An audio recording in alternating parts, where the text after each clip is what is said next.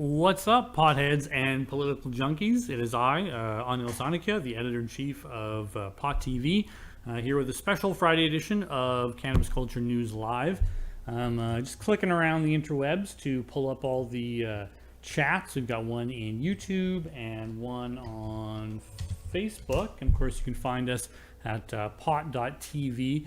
While I click on those things, because I don't have a co-host, you can all enjoy the soothing sounds of BC Solicitor General and Minister of Public Safety, Mike Farnsworth. It's been more than 2.5 years since the legalization of non-medical cannabis in Canada, and roughly 18 months since edible products were made available. Throughout this time, we've kept public safety front and center. Our goals have included establishing a well-regulated retail system where consumers can access quality products, taking action against the illicit market, and keeping cannabis out of the hands of our kids. Today, I'm here to talk with you about some of the specific risks associated with buying illicit cannabis. As you may know, Health Canada requires cannabis cultivators to test dry cannabis to ensure that it is fit for consumption. But very little is known about the quality of illicit cannabis products and production practices. In the interests of health and safety, the BC Cannabis Secretariat recently conducted a pilot study to test 20 dried cannabis samples, which were seized from illicit stores across Metro Vancouver by our Community Safety Unit. The samples went to a federally licensed lab for testing, and the results are concerning. The lab found 24 distinct pesticides, with almost every sample containing at least one. There were also unacceptable levels of bacteria, fungi, or heavy metals in many of the samples. A part of this pilot study, the province collaborated with the BC Centre for Disease Control and the National Collaborating Centre for Environmental Health.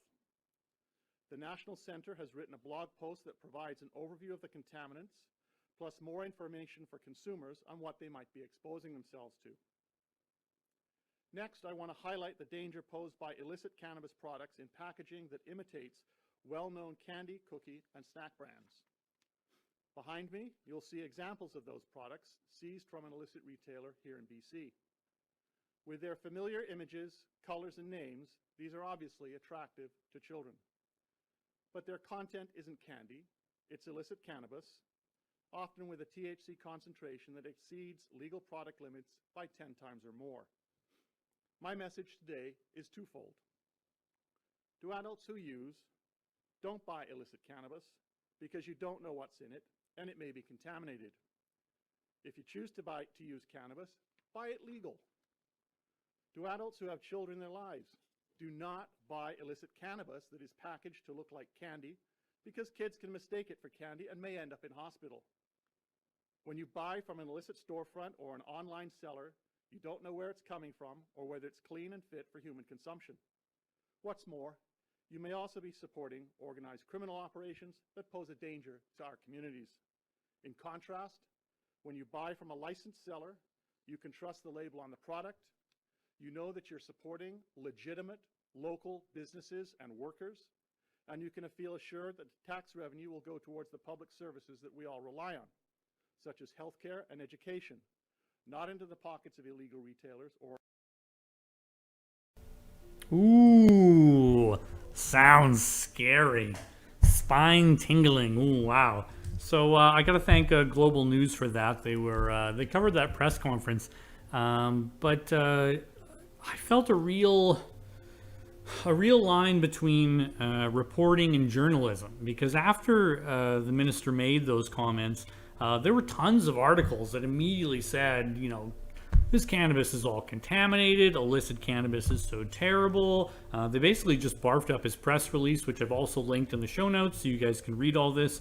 But very few people did. In fact, I think no one that I've seen other than Pot TV, which you can come take a look at, was actually read the study itself. One of the things that popped out to me, which was a bit surprising, was it says, and I quote, the study itself was the National Collaborating Center for Environmental Health, which was released on June 8th.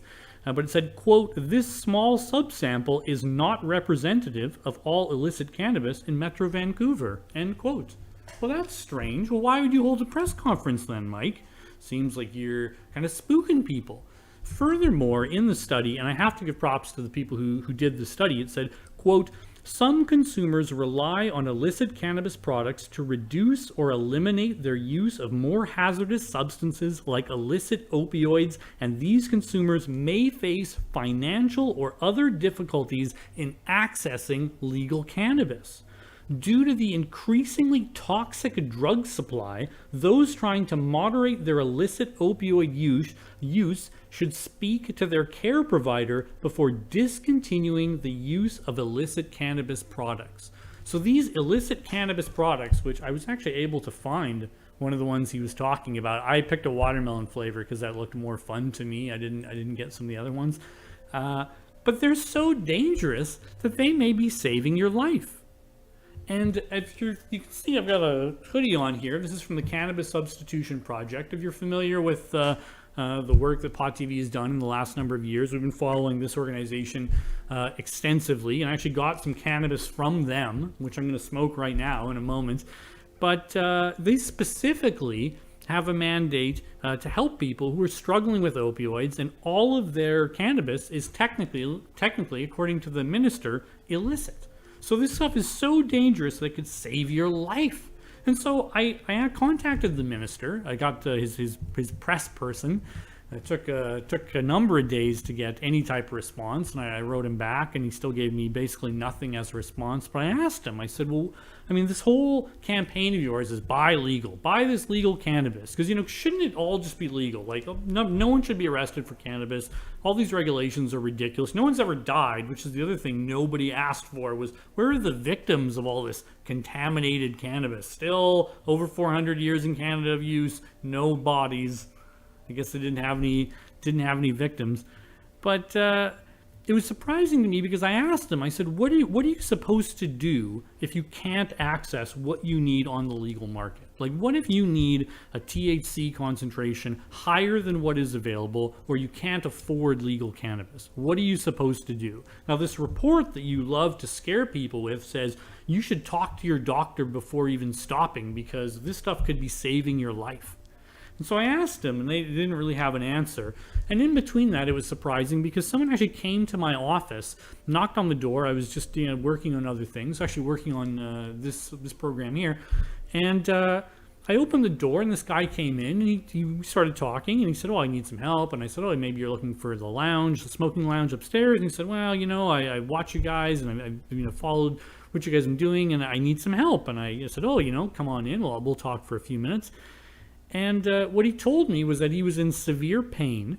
He used to be addicted to opioids, so he doesn't want to take them. He doesn't want to take any other type of painkiller, but he can't afford legal cannabis, and that's what he'd like to use as medicine. Now, he's on a fixed income.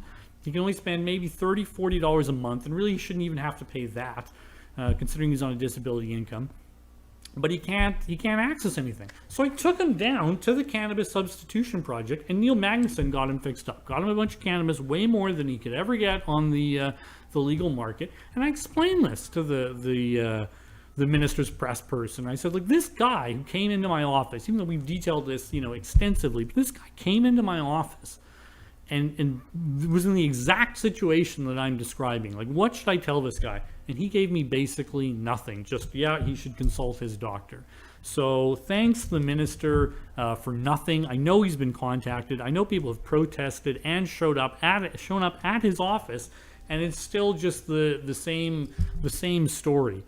And so the title of this episode of CCN is what did I title this one? It was Double Standards and Drug Smuggling. And I think that nothing highlights to me the double standard of cannabis more than that. Because this legal cannabis, which there have been a number of recalls, it's been irradiated, it's not particularly high quality. There's never any issue there. They never talk about that. And the samples, I mean, like you can go through this yourself. I don't want to sound like I'm, trying to over editorialize or force this opinion on you. All the details are in the show notes. But yeah, it blows me, and I'd love the minister to come and explain. I'd love him to actually talk to that guy who I walked down to Neil's program to get him some cannabis because he's in pain, instead of just receiving, empty platitudes. Also in headlines, a Malaysian princess aims to free a cancer survivor, Dr. Ganja, from possible death sentence over cannabis. You can read all these at cannabisculture.com. A really interesting story about Dr. Ganja. This guy's facing the death penalty for giving people hemp oil. I mean, just mind-boggling. A judge orders Vancouver's Budway dispensary to pay $40,000 to Subway. So there was an illicit dispensary that called themselves Budway, which in no way could any adult possibly confuse with a Subway. But they lost that case in court, so $40,000 to Subway. Wow. Connecticut to become the 18th state to legalize adult use cannabis. That's another state. I'm just waiting for federal legalization. It seems like pretty soon almost every single state is going to have some type of marijuana framework in place. California offers $100 million to rescue its struggling legal marijuana industry. So now there are cannabis companies that not only are they so big that they're not paying taxes, but they're also going to be bailed out in these legal frameworks. And part of the, you can read this, but part of the information in this article that really blew me away was a lot of that, at least a number of million, was just to deal with all the legal paperwork, some way just to expedite it. So they've come up with this system that's so convoluted that people can't operate it, and they need to spend more to get them through the paperwork of that system, as opposed to the obvious system, which is cannabis as a plant. And if it were hot peppers, which are strong enough to blind you and kill you, there's no regulation. You don't have to jump through any of these hoops. It's crazy. The BBC reported that a boy who's 9 wrote a plea to the Prime Minister for his epileptic brother's cannabis treatment. I actually saw another article, which will be actually coming up pretty soon.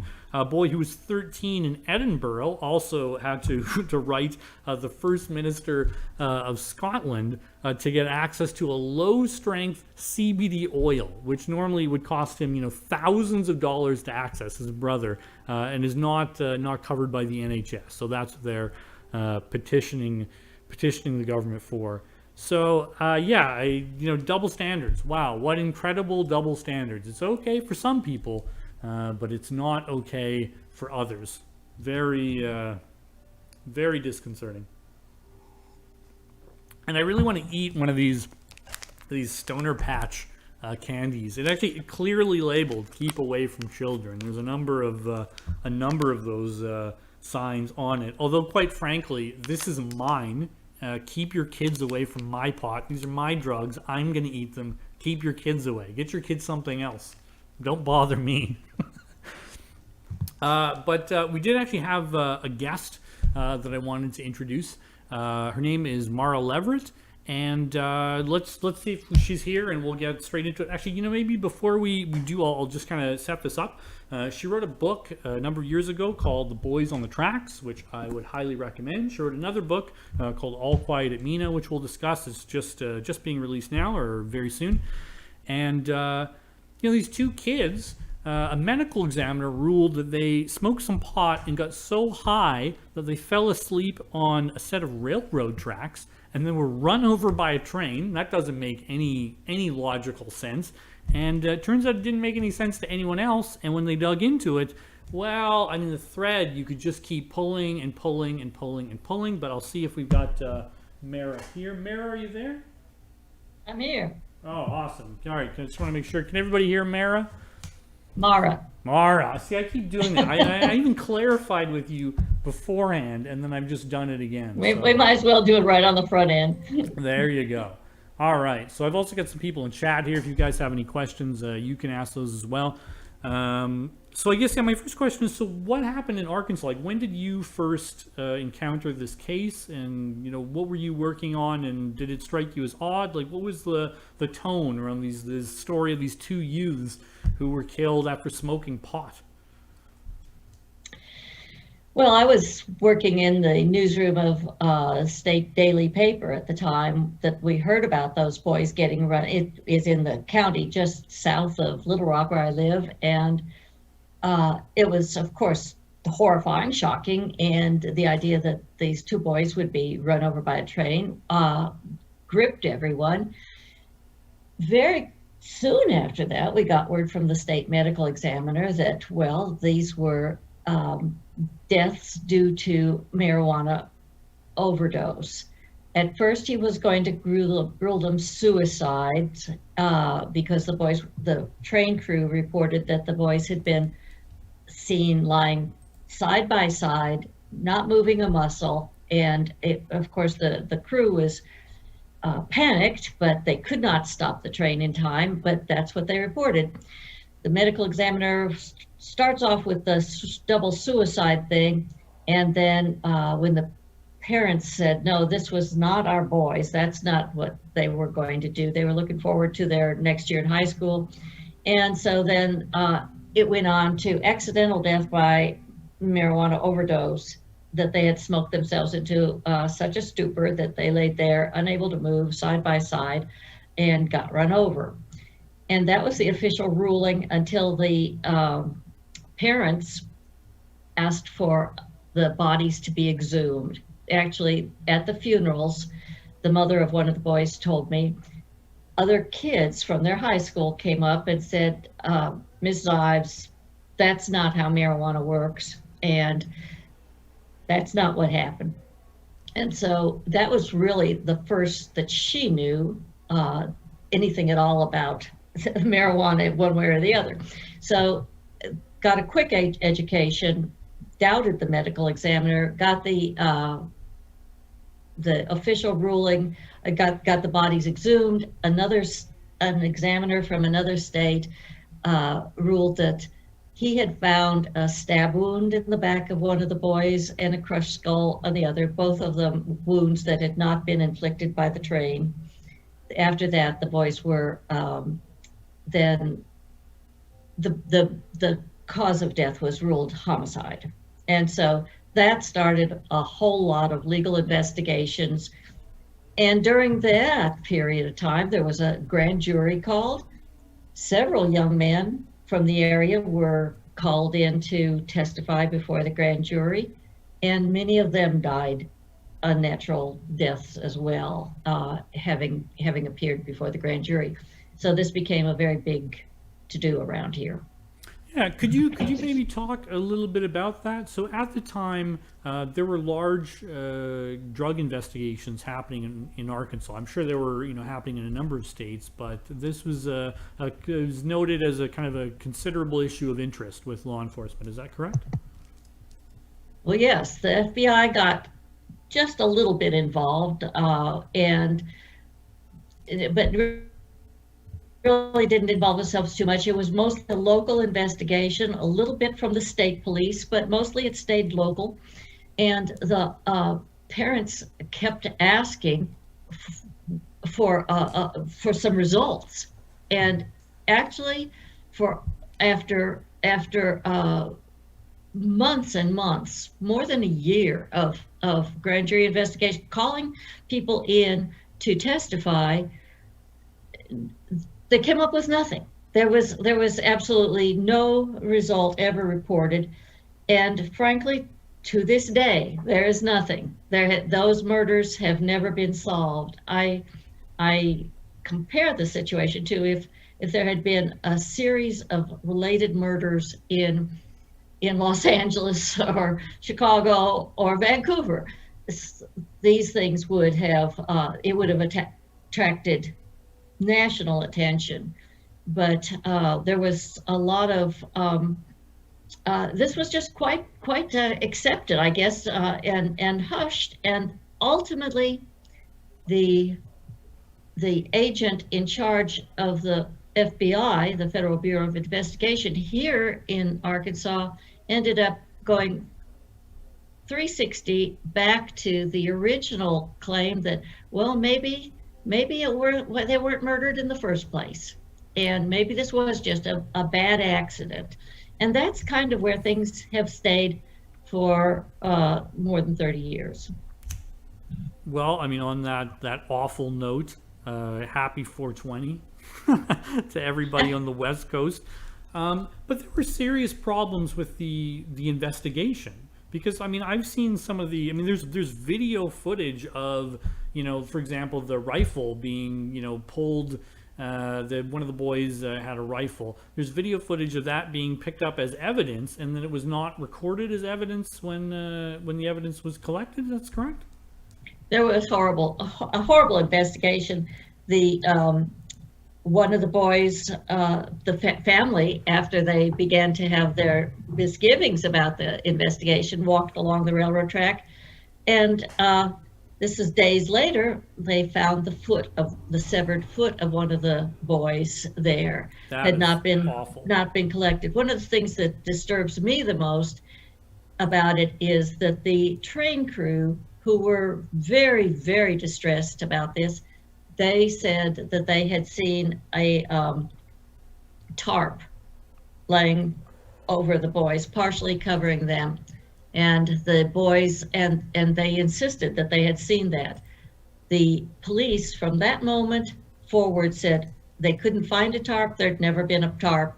They basically said that the train crew must have been hallucinating, or the train crew just didn't know what they were talking about, and completely rejected that idea that someone, because of the suggestion that maybe if the boys had been murdered and laid there, and someone had covered them with a tarp, that would have clearly indicated a murder from the outset. So it looked like very early on there was no inclination to consider these murders. And it was only through the fighting of particularly one of the parents that it even became an issue. It might have that if it had all gone the way apparently somebody wanted it to, they would have been ruled suicides, marijuana suicides, or not even marijuana, just suicides. And so it got worse because of the. It got more complicated, certainly because of what the train crew said, and they insisted on that all the way through, and because of these subsequent findings. But I'll add, the mother of one of the boys, Linda Ives, who had been so doggedly pursuing this for the rest of her life, died a couple of weeks ago without having had any satisfaction, any regard for what actually happened or what she had been through, what everybody had been through. And I include the whole state in that. Yeah, it's unfortunate she didn't, I guess, get satisfaction in that regard, although I would say she should certainly be satisfied with the incredible effort that she put in to make sure that there was this obvious lie did not stand. Like, I've always been told that the rule one of investigation is always just kind of to step back and collect information and not draw an inference, because you don't know what you have and you just pick up the pieces and lay them out as they are. So to come in, with a narrative is and to have it just be so shameful. But the other thing that there was a wide-ranging drug investigation related to, I guess, drug corruption with a prosecutor in Arkansas at the same time. Is that correct? Yeah. At the time, the prosecuting attorney, well, he was not the prosecuting attorney at the time, but he was appointed to lead the grand jury investigation into what happened there. And as I said, he did that for months and months and months, ultimately not able to conclude anything. And then the months passed, he was elected the prosecutor for that district. And then after that, things began to go really awry for him.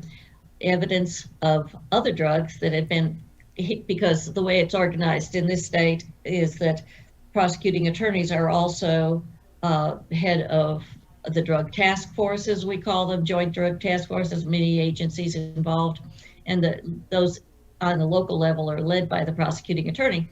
Well, he was leading it.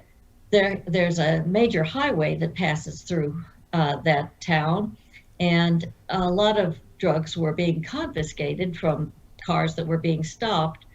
But then it turned out that a lot of them were disappearing from the evidence room, and some of it was traced to him.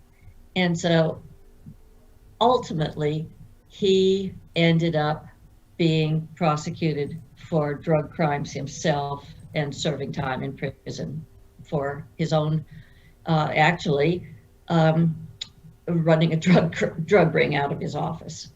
So you have someone who was convicted of running a drug ring, investigating a drug ring. I tell you, those Well, are and I quite the would rings. say yes, in many ways, and one of the big concerns about this story, which has truly never actually been adequately addressed by officials, is that if he was involved, as now in retrospect it seems very probable, not to say that he was involved in the murders themselves, but if he was involved in drug crimes in his district at that time, that then he is able to bring in everybody else who's a suspected drug dealer of any sort into his grand jury investigation, question them under oath, find out whatever he can out of them, and then basically a lot of them turn up dead. That's one way of eliminating competition. but then even just knowing, even just the intimidation factor is pretty severe. So this is layered. It's really complex. It deserved tremendous attention, and I will say it has gotten tremendous attention from the general public. That book that I wrote called The Boys on the Tracks came out in 1998, and it is still selling very well, very, very well around the country. People, and especially here in Arkansas, people are very interested in what actually happened, and the lack of resolution, the lack of answers continues to irritate. I will say it was hard to find. Places had not had it in stock, and so it all said, waiting for a new print. So if that's an indication, have another print, because people had it listed as catalog. But it took a couple places for me to eventually get a copy. Well, let me just do a little promotion here. It is the paperback is available, and you can get it online at Amazon, and so just check it out. It's quite available. Oh, that's good. So you've got a new book coming out. It's coming out in July, or has it been released? No, it will be out in July. Not quite. Maybe. What is the title of this new book? Pardon me? What is the title of this new book? And can you tell me? I'll let you discuss it a bit. Okay. The new book is called All Quiet at Mena. People who are your literature fans will recognize the title as a reference to a book from another war, World War I, another misbegotten war, as I say. Name one that isn't, but yeah. Yeah, exactly. That's a good point. The All Quiet on the Western Front was the great book of that era, and I used that part of the title for this book because it's about another very unsettled drug story that has occurred in Arkansas. Wait. So another weird drug ring conspiracy in Arkansas. Well, that's just odd. Go figure. And do they have players that maybe were active around the same time? Well, yeah, there is a little bit of an overlap in this story. Not as much as some people think. That's a part of the situation. But one of the most well-known cocaine smugglers in the history of this country, was Barry Seal. He has been portrayed in an HBO film called Double Crossed, and more recently in the Tom Cruise movie called American Made. And he is also, you may have seen him pop up on Narcos and a few other kinds of shows about the drug world. Anyway, Barry Seal was a Louisiana guy, the state just south of us here in Arkansas, but he moved his aircraft 400 miles north to a small airport on the edge of between Arkansas and the state of Oklahoma. Mountains, it's rugged, it's little, it's pretty out of the way. And there was one business there that was happy to retrofit his aircraft for smuggling, the doors that you have to have that you can kick the drugs out, which was his MO. And then and then hide them in the hangars there. And so that was going on here in Arkansas and continued until Barry Seal. He came in 1982. He was murdered in 1986 in this, and then actually the boys on the tracks were killed in 1987. But the question has always been, what else was going on at this little town of Mena, Arkansas at the time, and why were investigations that were started there into what was happening stopped by various officials, especially the U.S. attorneys who were there? Why did those prosecutors not pursue the particularly money laundering case that was being investigated there? And so it has led to questions about what else don't we know about what was going on at Mena. And that's what I explore in the book. Yeah, I think you explored it really well. You cover both kind of the litany of Barry Seal, and then also the nature of the investigation, all the work that goes into tracking something like this, and then it just being really just shoved to the side. It's such I can't imagine it. How much was Barry Seal supposedly paid to be an informant? Oh my goodness! Do you remember offhand? It was 280,000 a year or something. It was Hundreds of thousands of dollars. Yeah. Yes, too big. That was our government dollars going to pay him to be an informant. Now they believed he was going to be. The DEA believed he was going to be a very big informant for them. That he would in fact be worth that much money if he could get in, and as he claimed, he could get in and bring them to the leaders of the Medellin cartel, and U.S. would sweep in and take them all down in one grand sting. Well, it happened that this got all mixed up in Reagan era politics, and then what do you know? Just about when this could have really perhaps paid off for the DEA and all of that could have happened, perhaps, there's a leak in Washington, and Barry Seal's identity as an informant is leaked. The cartel finds out that he's an informant. The cartel puts a big price on his head, and he's no good. That sting is basically cut off at the knees. It's I've always wondered about the why, how it could have been, anyone could have been so stupid in the very best sense of case, the best reading of what happened as to allow that to have happened.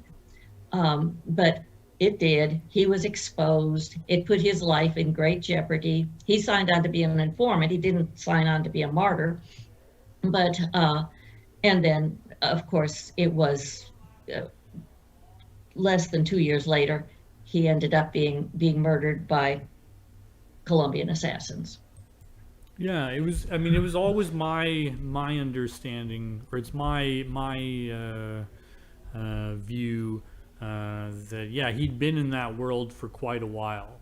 I know you kind of veer off of Barry Seal before 1970 and earlier. But there's a book called Barry and the Boys, which has pluses and minuses. I'm sure it's not a perfect work, but it seems like the author put a lot of really good first-hand reporting into. But there's a picture of Barry Seal and a number of like these other agents, and if you or I had the exact same photo with us in it, there would be just enough questions of that photo even existing, and the idea that you would be at a dinner with all these supposed mercenaries and etc. and spies. And then also be involved in this smuggling ring years later. Like, what are the odds? And I know supposedly he was an excellent pilot, so maybe if you're just a good enough pilot, you fly around. But well, there's also this Barry Seal had been caught in a sting in Florida in the 1981, I believe, just before he moved his operation to Little Rock, or to Arkansas, pardon me. And he knew that his number was coming up. He would be prosecuted and so forth. And so he tried, according to agents who I've talked to, he tried to go and to the DEA in Miami and say, look, take me on as an informant. They didn't like his attitude. They thought he was arrogant. He wanted too much money. He wanted protection for his whole operation, everyone in his operation. And they said, no, get out of here. Take your chances in court. They didn't want anything to do with him. He goes to court. He's found guilty. And the next day, he gets on one of his planes and he flies straight to Washington, D.C., where he is given an audience with the Vice President's Drug Task Force. Now, who can do that? He's been turned down as an informant by the DEA. He finds out it's really not going well for him in court, and then they take his call. They set up a meeting and they meet with him, and he says, look, I can really do a good, and then the next thing they're sending him back to Miami, and Miami saying, well, I guess we got to take him. And so he does. So the questions about his life prior to becoming an informant, and particularly his relationship with federal offices, federal agencies, has always been hanging over their story. Yeah, it seemed like the greatest sweetheart deal ever, where he would continue to fly and smuggle, but they would look the other way. They would continue to pay him, for all this, and then he would also still be, treated lavishly. And one of the big questions that concerns me about what happened in Arkansas was that concerned investigators in Louisiana with whom I talked. Seal did not. He's often portrayed as just the Barry Seal. He's like the one guy. He wasn't just one guy. He had an operation. He had an organization. He could not have done this as a one-man show. So he had his folks here in Arkansas who were hiding his planes and modifying his planes for him. And then he had his folks in Louisiana who were picking up the duffel bags he was dropping into basically the swamps of southern Louisiana, and he'd radio the coordinates and they'd go. He had helicopter pilots who were picking it up with hooks.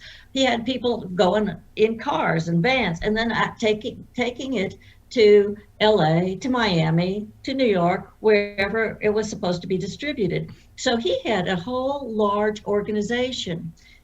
Okay, they turned him. He got turned, he got paid, he was the guy, and then very quickly he gets exposed and basically neutered in that capacity. But then but the people in the investigators I've talked to have all said, we have never figured out why they never went after the rest of his organization. That's one of the deals. When you become an informant, everybody who works with you you're supposed to inform on them. You're supposed to help set them up and get them taken down.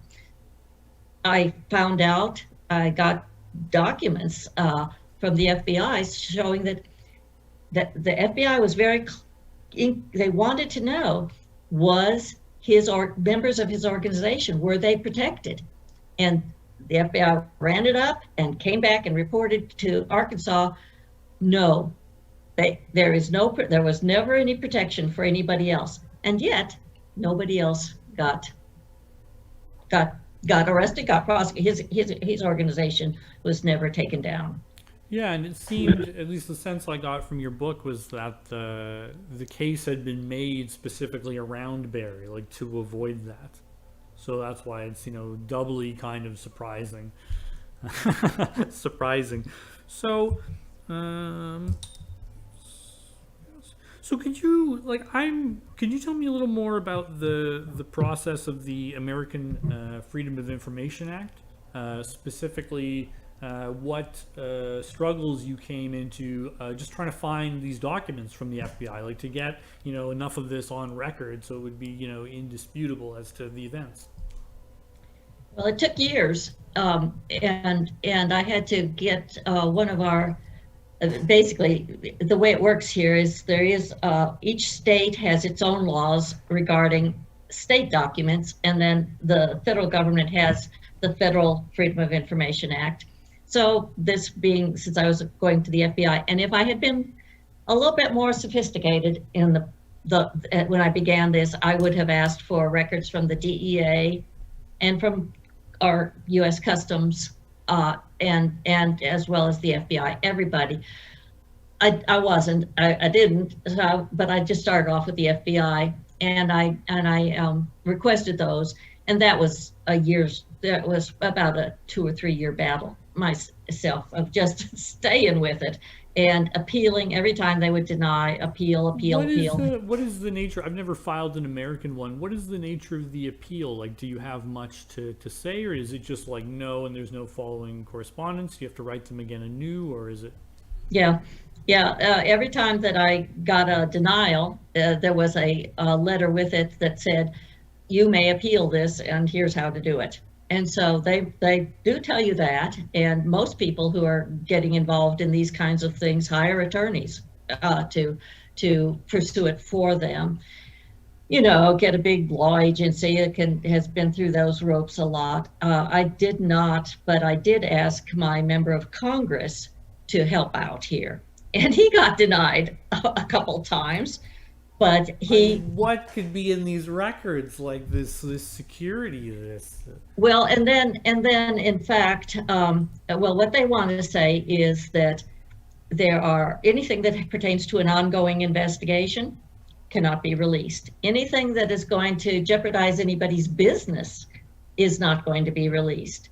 Anything that could name a name of somebody who might be embarrassed, not really, but almost. They're protecting privacy, and that's proper, but it's a long list. And what was interesting to me, though, was that on the ones I was getting, when I finally did get, I got a box about 10 inches thick of records when they finally came through. Many of them were black. Just pages and pages of black, but many of them had good information, much of which then goes into the book. But the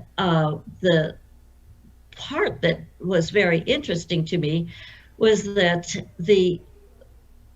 when they redact part of it, they have to say why, what this is, what's the reason for this redaction, and a lot of it was national security, or something referring to the CIA. And so we'll never know what those overriding national security interests about this little airport in Arkansas, or this guy, Barry Seal, or any of his organization were, but some of the things most of the things that were redacted were for national security reasons. Security and safety in regards to drugs always seems to be, the true glaring issue for me.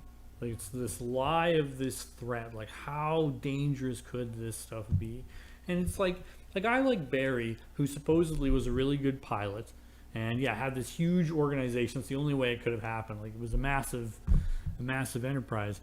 But I feel like him flying through the jungle with cocaine and throwing it out of planes in a world where cocaine was legal, that would be tons of fun. There would be people who would be 100% into that, to have Barry just zoom down and dust them with this cocaine that he had just, flown out of the jungle. But the lie around it is just what makes it so insidious, and where so many people get hurt, and where so much, the security, what they want to black out. It's interesting that they do say supposedly why, but yeah. Well, and the fact in those records, though, is that correct? That a bag of marijuana was found?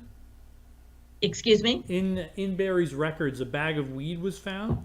Is that correct? Yeah, yeah, yeah, So yeah. you have the When he was long dead, and the IRS went through his stuff looking because they were trying to get back taxes out of his estate, and that's interesting too. He had this supposed he had testified at many trials talking about, as an informant, how much he had brought in to set up for the juries what a big time guy he was and how much he knew about it. And that's why his testimony was going to be so damning to whoever was on trial.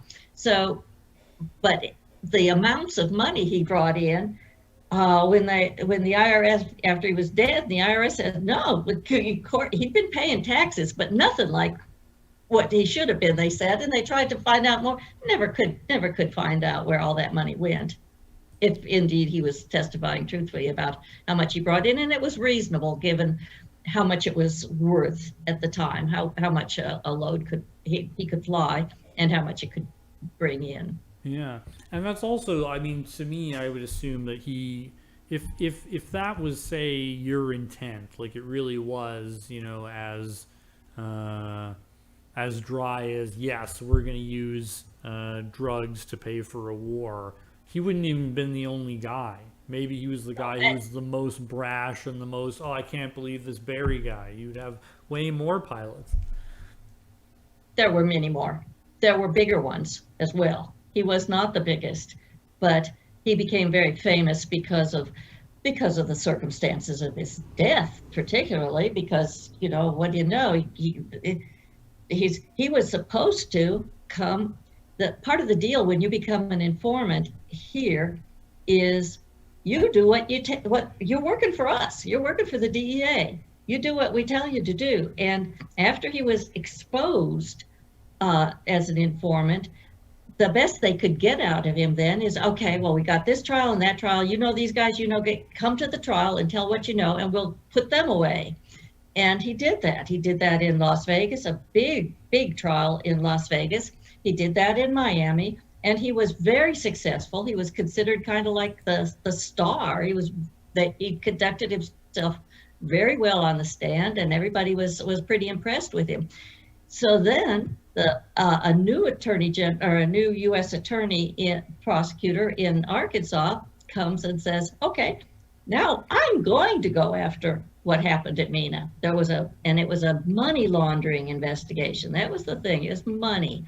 We're going to go after the money laundering investigation at Mena, and and Barry Seal has to testify because that's what has to happen, and he has been. And I'm going to have him come up here and testify. That prosecutor issued the subpoena in December. In January, he thought better of it and revoked it. And in February, Barry Seal had to go before a judge in Louisiana who told him, you don't have to go to prison, but you do have to show up and do some probation at a halfway house, and you have to show up at 6 o'clock at night, and you can't have any guns, and you can't have any bodyguards. And he's saying this in open court at a time when everybody knew that the cartel had put a hit out on him. I'm told that everybody knew that there were Colombians in the courtroom paying attention to this.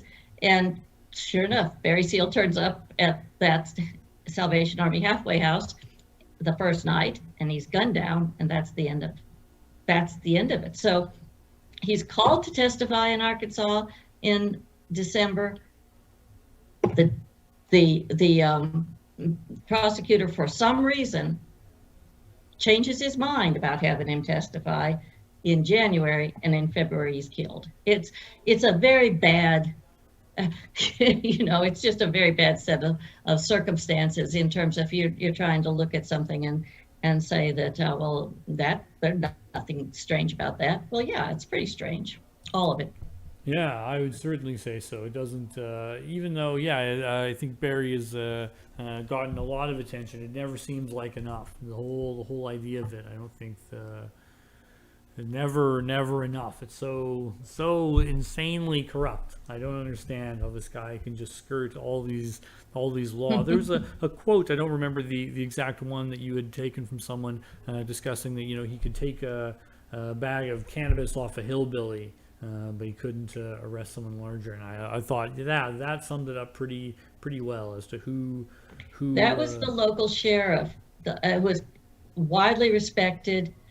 One of the really tough parts about this whole story to me is that if we're going to have a drug war, the law enforcement people that we send out there to enforce these laws, they're the soldiers. That's their job. That's what they're told to do. And then in this case, they got trashed, and they saw the betrayals one after the other. And that sheriff was widely respected, and he couldn't take it. He couldn't stand that he was seeing, as you said, the hillbillies, the people he knew in his area, getting set up, going off to the prison for marijuana, and then this is allowed and covered up. So there's so much cynicism to the process, and I think that's a real bad side effect of what's happening. Yeah, the waste of public service is really something that I don't think, at least I've not heard of enough attention drawn to how deeply it corrupts, say, policing or intelligence. Because if you have someone who is willing to take a blow, say, on behalf of the common good, like what a nice, earnest thing to want to do, to be a genuine investigator. I mean, for me, it's like night watch, basically. You just want to make sure everyone can sleep, and that's, you agree to stay up, and then just to make sure night watch doesn't happen during the day. And that's kind of like, what more do you really need? And then it's just layers of investigation based on the type of harm that's being done. But as soon as someone says "ow," you just run in there as backup to be like, let's stop the "ow" and get you to whatever mediation is supposed to happen.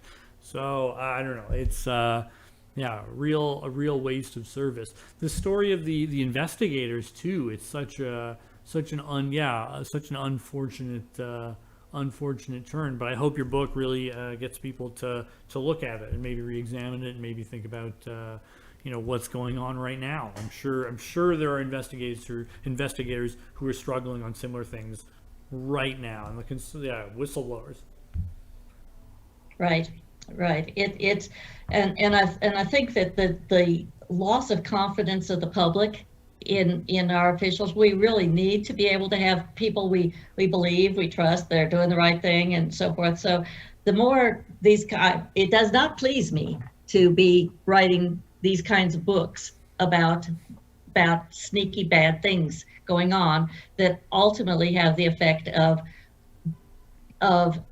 reducing trust in our law enforcement and our officials. I don't like it, and I actually do this because I want it to be right. I want it to be so that we can believe that the laws are sound and the enforcement is sound and it's all appropriate. But when there are these many things that are done, and we're all supposed to kind of accept it, swallow it, they make a big point of what you inhale, what you breathe. Well, this is the worst kind of thing to bring into our consciousness, our bodies, our minds, is lies about what's going on around us. What a distortion of reality. I mean, if that's what everybody's worried about, this is where the real distortion is, in my view. Yeah, especially so obvious. I, I things we broadcast are a bit flippant. Like there's obviously news. This is compelling. These are facts that people should understand. But things are also like I'm smoking cannabis. But it's also like in the CRTC and what's the American equivalent of broadcast standards. Oh, I couldn't tell you. The FCC.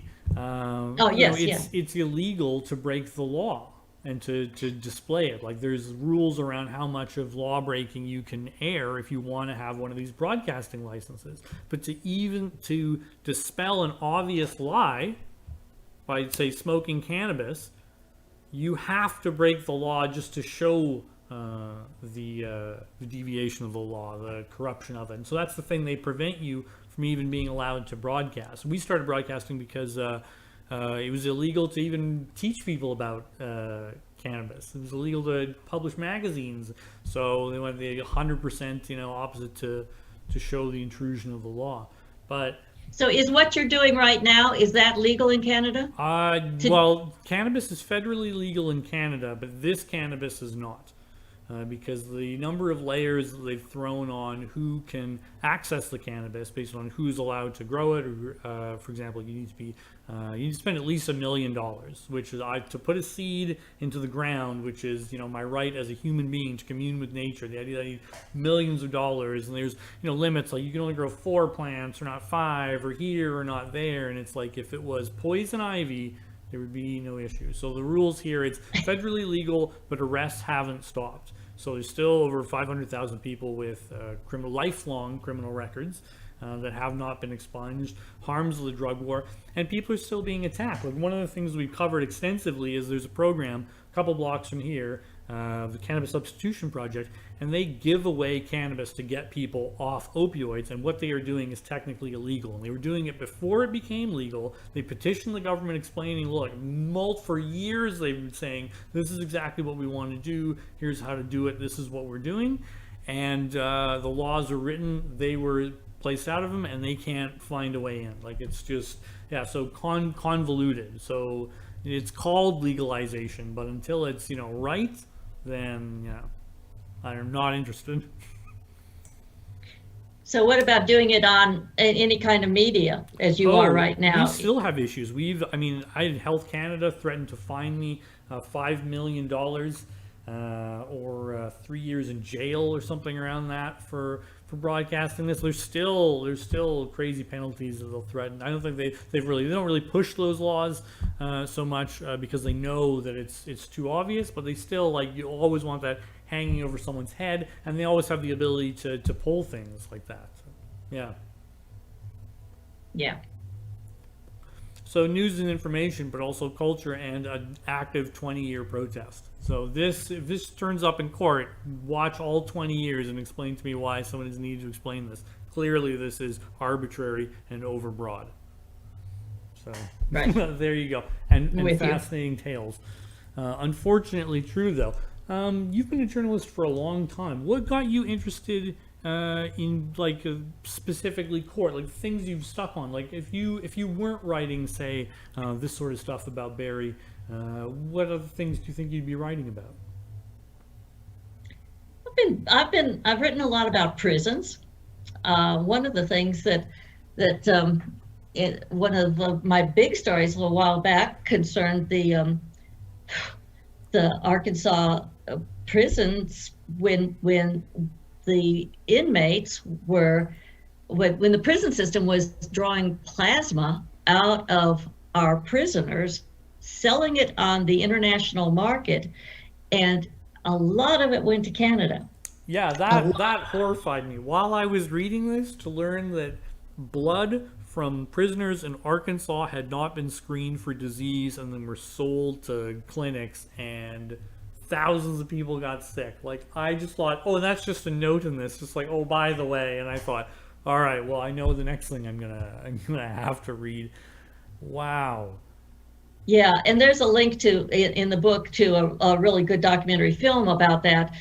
It's it's called Factor 8. Anybody could find it right now and watch, I think. But the idea that the state made money off of our inmates' blood, the plasma, the inmates were paid a little bit, and they need money because they don't have money in prison. Right. By and large, they were doing it to get the little bit of money that they were paid. And a private firm that was being run by people who worked at the prison, they also got some money out of this. Meanwhile, that plasma, some of it which was contaminated with hepatitis, mostly there was real big concerns about HIV at the time, but hepatitis was the main one. And of course, this is going to hemophiliacs and people around the world, in Europe primarily, and I think Canada foremost. And so, and that was all going on at roughly the same time as these other things so I've been writing about the prisons, and it was when one of the inmates at the prison had struck up a correspondence with me, and he said, by the way, do you know that this is going on? And I did not. And I went down and I saw it and I reported on it. And that kind of was the start of what is now known as the Arkansas prison blood scandal.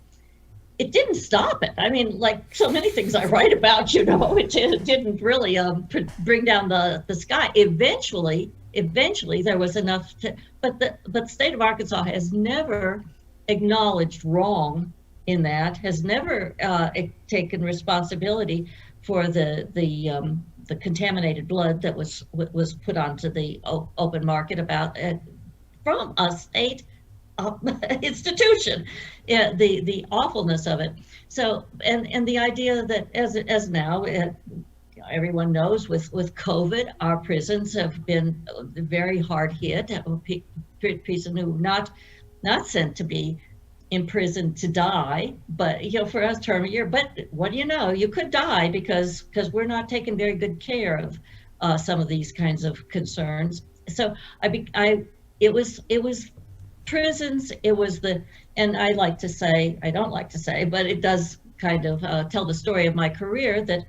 Yesterday was the 50th anniversary of the speech that Richard Nixon made that is credited as being the start of the war on drugs. He declared illegal drugs public enemy #1.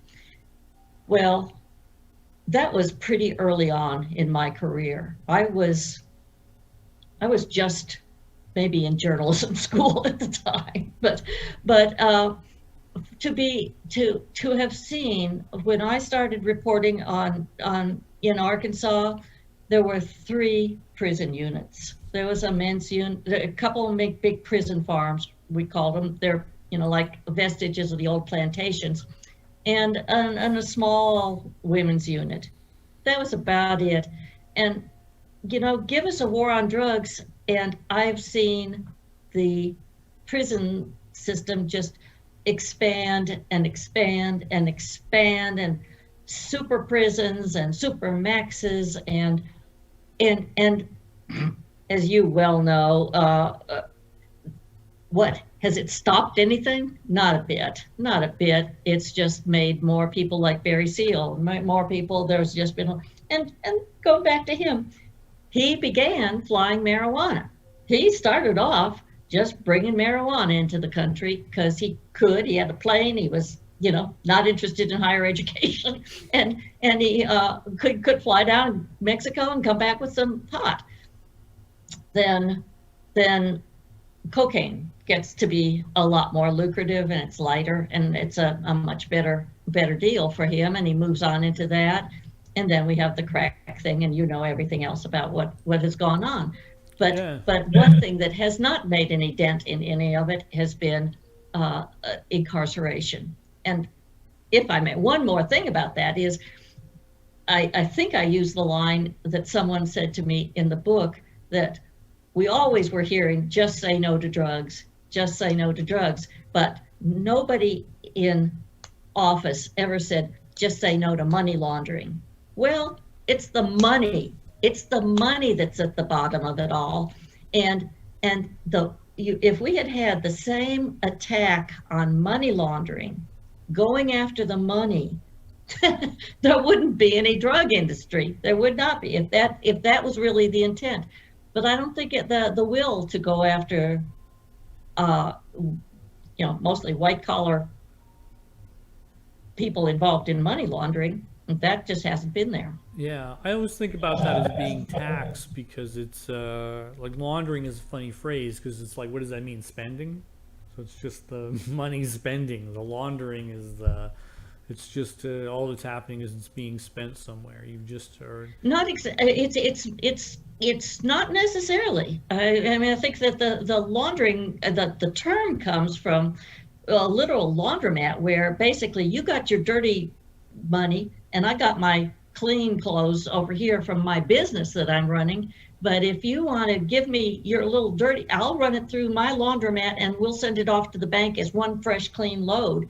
And it's all been processed together so that by the time it comes out of the laundromat, nobody knows that there was some dirty money that went in. It all comes out looking clean.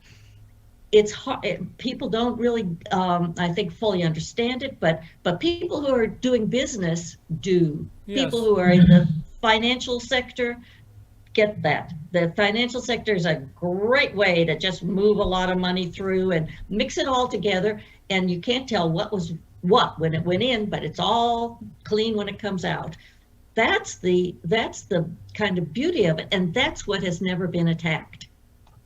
Yeah, you wonder how many businesses you could prop up with that type of money if you just needed to get it out. Like you didn't want to announce, what was transacted for you to receive it, and you just wanted it to go out the door. You could hold up industries that were enormously destructive, and you could just like, I'd say oil, for example, like the price of a barrel of oil. How many barrels come out and go, wow, what a if you get enough cash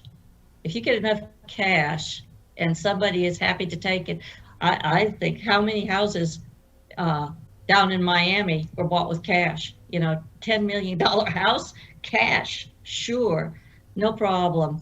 But and there are efforts, certainly the federal government has made efforts to, but they're nowhere near, and money laundering now is probably a bigger national crime, international crime than even drugs or guns, because money laundering is at the base of the guns and drugs. Yeah, the receipts for the transaction. Fascinating stuff. One of the things I really liked actually about your book is when the line about the BCCI really surprised me, because I didn't expect the Bank of Credit and Commerce International specifically to come up, and then to have, but it all makes sense. And then you write about the insurance underwriting, and to me that's the ultimate game. Is an informant is Barry's underwriting the airstrip with his life, essentially. It's like, who's gonna take the tab for this insurance, for this gamble? Mm-hmm. Yeah, I think that was perhaps the most threatening part of the investigation in Arkansas, because there were very, very few investigations begun at the time into money laundering. This was probably the first drug investigation that was focused on money laundering, and it got stopped like that. It barely got out the door, but and it wasn't like it was officially, and nobody ever said stop that investigation. That might have looked real fishy, but it was just, we'll never bring the witnesses to testify about it. We'll just never follow through. You can investigate till the cows come home, but we're never going to work on the evidence that you procure about this. And so there's never any finality to it. So, and you don't hear just don't hear about the big drug money investigations. And yet there would be no drug system whatsoever, legal or otherwise, without the money side. Yeah, the inflation of prohibition is such a strange factor. Like even like we talk about cocaine. There's a coca cafe here in Vancouver where you can have coca tea, and it's like it seems that you try this. I tried it. I have no interest in wanting to do cocaine after drinking this tea, but the idea that you could ingest it in such an easy, simple, and lower way, as opposed to your only option being what a smuggler would bring you for highest return on greatest risk would be, highest concentration. So yeah, it just exacerbates the problem. Yeah, blows me away, and I'm so thankful. I think your book is probably one of the best, most straightforward accounts if someone really wanted to learn all about it. And if they want to take a step deeper, I'd recommend the Barry and the Boys, because it gets a little more into Barry's history if you're into the broader story. But in terms of just kind of understanding, I think at the time, this litany of an organization that was moving through the city illegally, and pacing out what it took to investigate them, and the conflicts that type of large organization doing that would have if it was tied to these other organizations, and the secrecy. It really does paint an interesting picture. Thank you. Well, is there anything else that you want to say? I'll just ask the chat quickly before you go. You don't have to go. You can stay as long as you like. But is there any questions for Mara?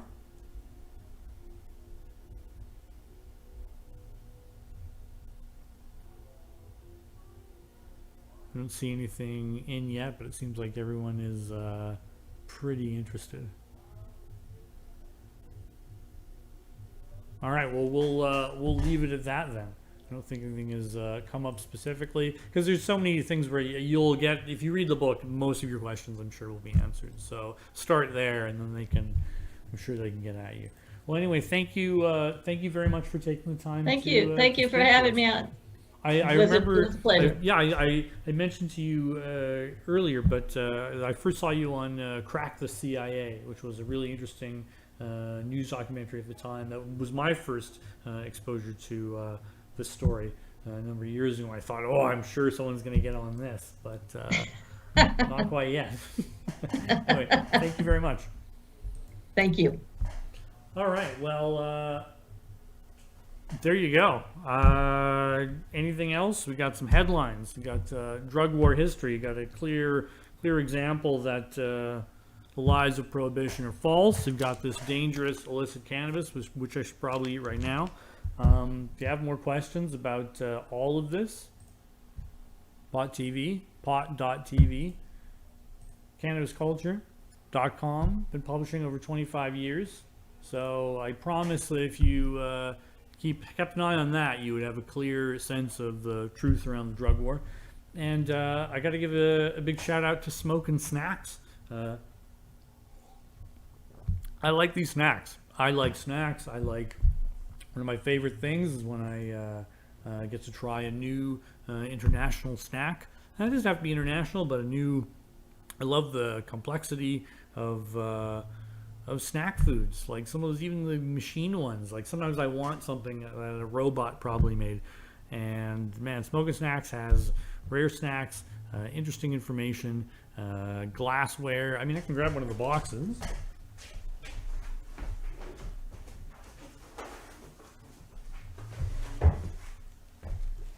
This is just a sample box, but there's so much stuff in here. There's tons and tons of stuff. You will not be disappointed with one of these boxes. Surprise in every box, and helps fund good drug war education and years of activism. So with that, I will leave you for June 18th. Drug peace. And I should do a dab because you haven't done a bong rip yet and haven't done a dab I just yet. did a bong rip. But Oh, yeah. you just did a bong rip? Well, Yeah. you have to do another bong rip. But I keep smelling mangoes, and it's the fucking bag of weed. I don't Squish, break. Please. Oh, avalanche. When I watch people, they're like, "Oh yeah, it smells like." I'm like, "Dude, you didn't even squeeze it." I'm like, "How do you know what it smells like?" Fuck.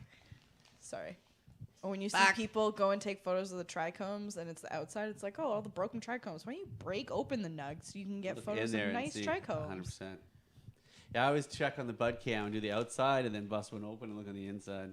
Bro. Alright, so 80 milligrams is $15. 160 milligram, which is that one's 160 to 20 each. 25. Oh. There See? you go. Frosty. All right, welcome to the THC show with Neil, where we talk about the unpleasant truths of our system and our democracy here. I help patients. I know what you're saying. I got rated for growing, and I'm staring at the cracks in the wall doing time, and I'm trying to figure out who I hurt. No victim, no crime. And we look for avenues of hope and ways that we can change some things. As you can see, there's a lot of people, and there's a lot of care packs that we're handing out there. I am not a criminal. Wow, look at this. Right, yeah, it's 420 for sure now. Got you. And I'll be back next Tuesday for another episode of THC, Truth, Hope, and Change. Go about changing the world as best you can, and while you're doing it, just have as much fun as you can. Thank you. Hello there, first-time viewers. Welcome to Pot TV.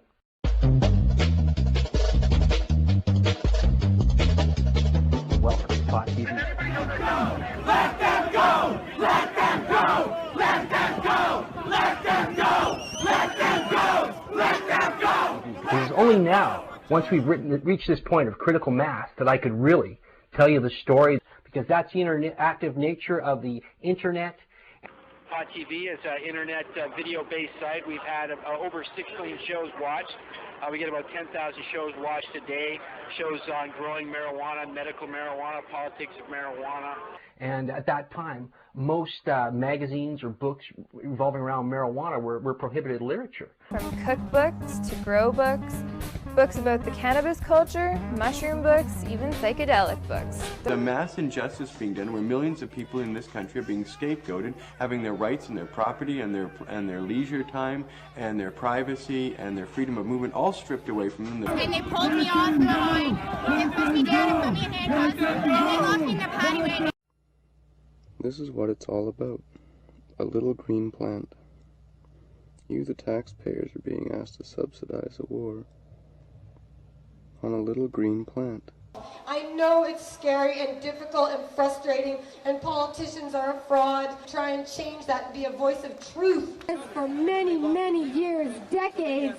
In 2001, Canada legalized marijuana for medical purposes. Pot TV News Flash breaking story, July 9th, 2003. I became leader about 9 months ago. You have how many locations and how long have you been serving the people of the community for? Well, I started in 2004. Because as long as you're not hurting anyone else, as long as you're not causing any harm, then why should you be dealing with police or prisons or agents of the government? A former DEA agent and author of Powder Burns, Cocaine Conference on the Drug War.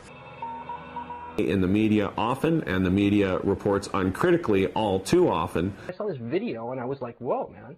Seems like there's something to this. Join me weekdays on Pot TV. We're going to be doing a new show here on Pot TV. On Pot TV and Pot Your Hour combines poetry, music, art, video clips, and photographs with a variety of interesting guests who are involved in the medical cannabis movement. It comes on air at 4:20. Cannabis indica, or Indian hemp. It was tasted by the priests on sacrificial occasions.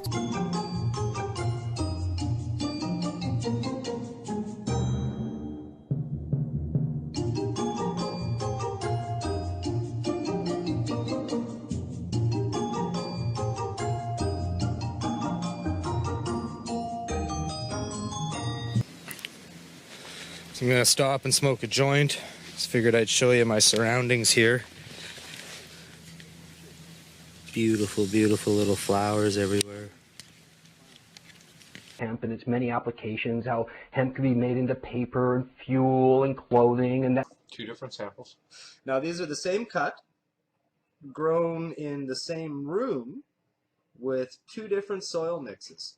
As a line diagram, okay, and this is a cross-section of a bract. Now on some of these plants too, there's something called pre-flowers that form. Sometimes 8 to 12 weeks into the veg cycle, you can look 3 or 4 sets of branches down from the top. Hey, wait a second, I'm not even smoking joints. I'm talking. We need real cannabis dispensaries.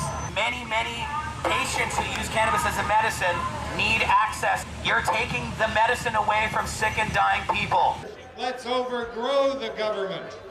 Let's have more marijuana than they can ever stop. But while you sit here enjoying this, remember those who are in prison this moment, locked away from their loved ones, locked away from their friends, and that could be you. Just want to say thanks for watching Pot TV. You can't get higher on the net.